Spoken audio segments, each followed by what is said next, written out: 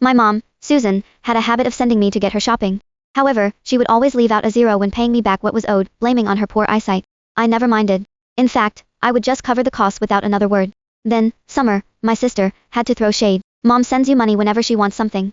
You never show us the actual costs, though. I bet you're making a nice little profit off Mom behind our backs. Susan smiled and didn't even bother to defend me, as if confirming Summer's accusations. My heart sank. Over the years, I had bought her things from major appliances to the smallest groceries, and each time, the payment she sent was short. Susan would just brush the whole thing off by saying, "Oh, my eyes aren't what they used to be. My bad." I had poured hundreds of thousands into her expenses, only to end up with a reputation as a thief who cheated her own family. When Susan sent me money for the New Year's Eve catering, I simply booked food that fit the budget she paid for. An awkward silence hung over the room. The people at the dinner table simply stared at the food spread with a mix of emotions. I urged, "Don't just sit there. Dig in."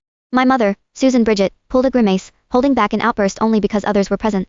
Swallowing her rage, Susan asked, "Is this all of it? Push the waiting staff to hurry up and serve the rest." "This is everything," I replied indifferently before turning to the rest of the family. "Eat up before the food gets cold." Thud. Susan slammed her utensil down, her chest heaving.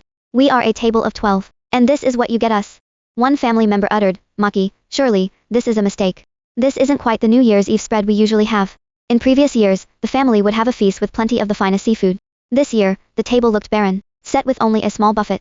The only thing remotely close to a shellfish blowout was a measly shrimp cocktail. Of course, the family was confused. "No, that's no mistake." I shook my head. Infuriated, Susan pressed, "I gave you money to host the New Year's Eve party, and this is what you're serving everyone." I glanced at the spread and sighed.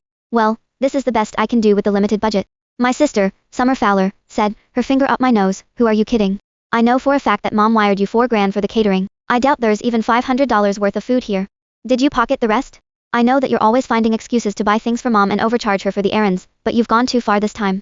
Following the statement, the family gave me looks filled with judgment. Susan said, "Normally, I'd let this behavior slide. But it's not every day that we get to be together with family. Do you think this is appropriate?" My little cousin, Leon, started to throw a tantrum. "Dad, where's the crab? Didn't you say we'd be getting a seafood boil?" Aunt Tanya uttered accusingly, "Maki, this kind of behavior is beneath you. How can you do such a thing?" The rest of the family voiced their criticism. Susan jumped in. "That's enough of this fiasco. Go and fix this with the catering, and that'll be the end of the matter." Taking her cue, the other family members told me to keep the peace and restore the spread to its usual standard. However, I didn't budget. I replied curtly, "That's not happening." "What do you mean by that?" Susan raised her voice. I turned to her. "Have you forgotten, Mom? You only sent me $400, and this is the food all that money could buy."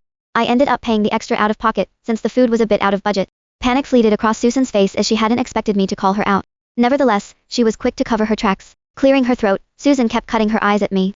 "What are you talking about? I sent you $4,000.